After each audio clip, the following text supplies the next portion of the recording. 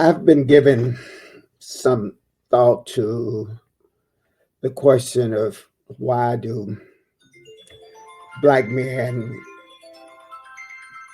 don't trust the healthcare system and not prioritize their healthcare. This is a complicated question, and I think there are several factors that contribute to those two questions. One is historical for the black race in general in the United States. And what I mean is that there's this history of the sterilization of black women for many, many years, and the Tuskegee experiment that many people know about it, especially people who are 55, 60 years of age and older. So that sort of like contribute to the trust or the mistrust that black people in general, and especially black men, have with respect to the healthcare system. The second factor, I believe, has to do with access to healthcare. Um, in some areas, having um, a black healthcare provider is non-existent, especially in small communities and rural areas. You are privileged to have someone who understands your culture, it, your origin, and so that has something to do with it. You know, the geographic area you may find yourself, and not necessarily having someone of your color to who understands what you're going through. And related to that is, I think, access and or affordability. So if you don't have access to medical care, then it presents a problem for you, as well as the cost of it. So the typical things that we want or we advise uh, patients to do, or people to do, to get your annual checkups, when it is not affordable, um, it's difficult to carry out that sort of behavior. Um, the other one, I think, is education. We sometimes are just not aware of why it is important for us to have health as a priority. Um, and so, based upon this historical sort of understanding of how we are perceived as a people, or and how we are perceived as in our gender classification, and along with our ability to have access and to afford health care, may be some of the factors that address that question of the trust, as well as the question of prioritizing.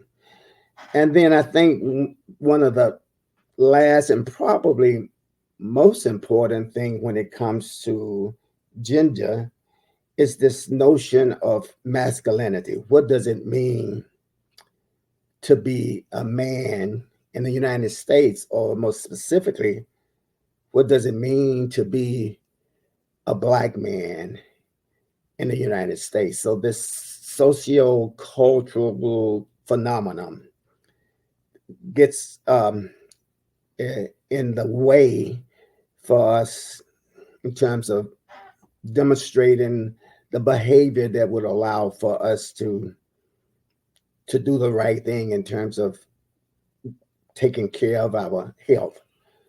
So what I mean by that is that there's this dominant sort of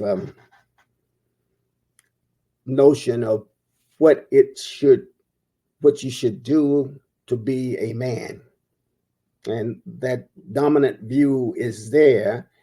And as a Black man, you have to just oppose, compare, or contrast yourself to what the dominant belief is. And as a result of that, I believe we find ourselves either fighting against that, finding another way to help us understand and have some notion of how we can take care of our families and all of those things. So I think those are some of the factors that that may help us to develop the behavior of mistrust and not necessarily prioritize healthcare as something that we need to do um, as a people.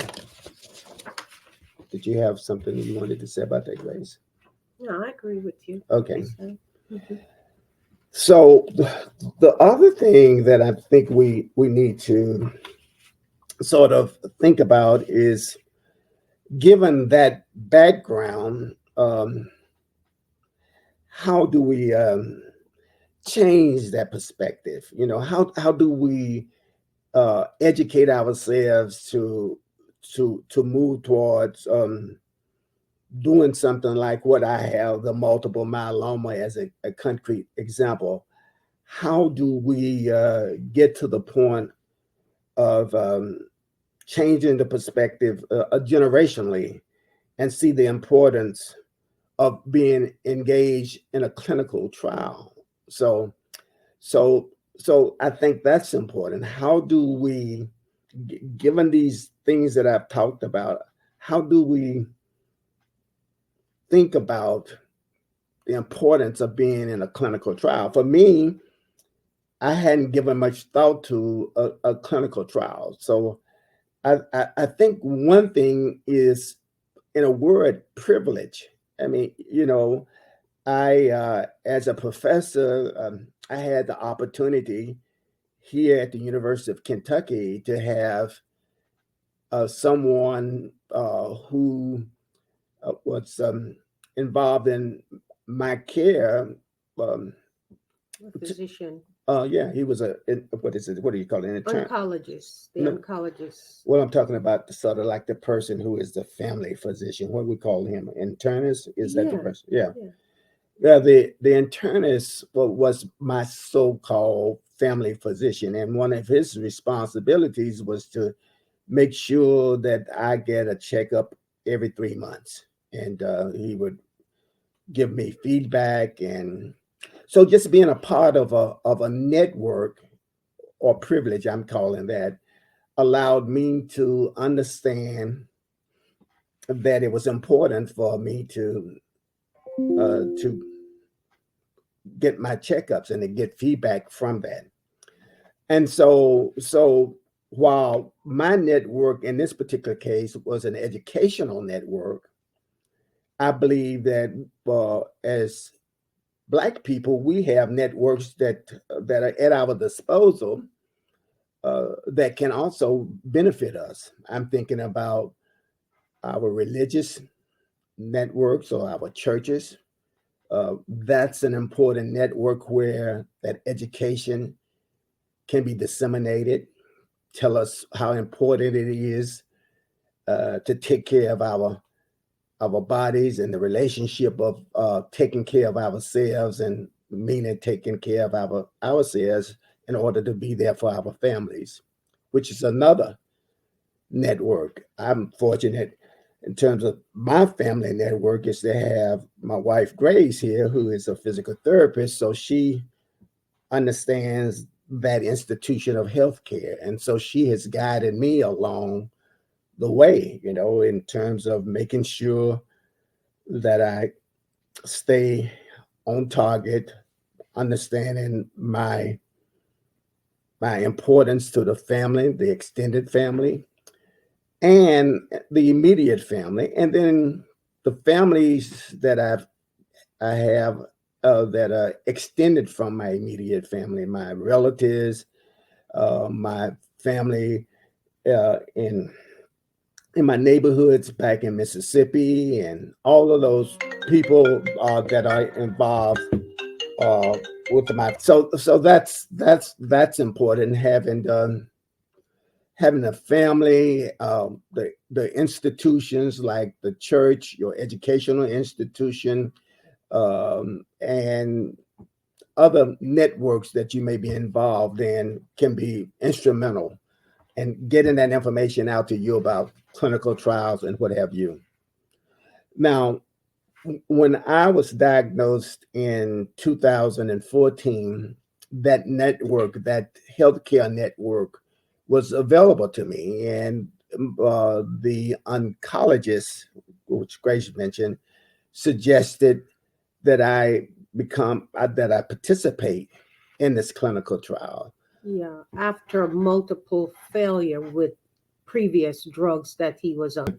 Yeah, just keep going. So he entered he the oncologist gave me a variety of uh, tests and drugs, and he then thought that I should go to and participate in a clinical trial, which I did. And so I participated in 4 to 5 clinical trials, and the last one has has made us uh, uh, positively. In remission. Yeah, He's we're been in in remission now for close to a year. for a while. For a Yeah, while. 15 months. Hmm. So So, so with that, I'm cautiously optimistic about uh, my chances of living a longer life to deal with seeing my grandkids and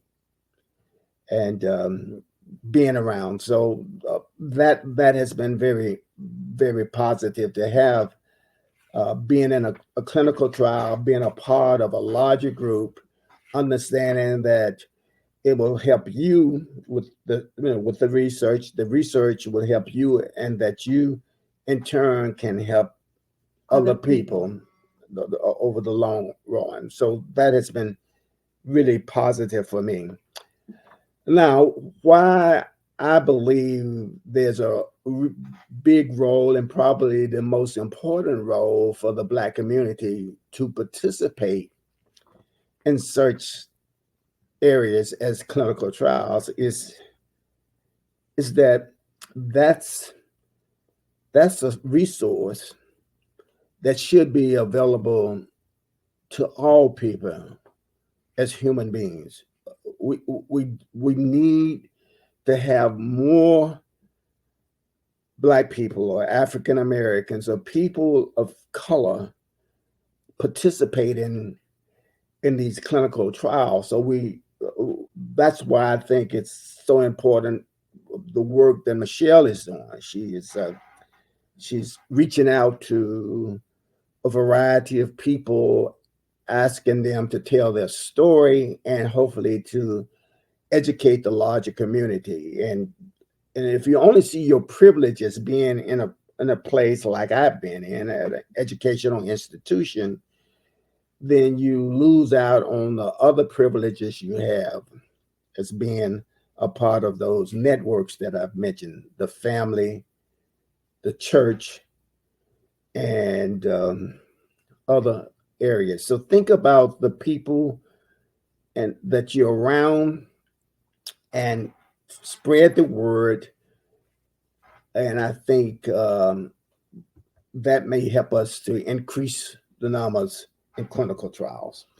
Yeah, and education, knowing what is out there. If you have a physician that will recommend you for a trial, it definitely prolong your life.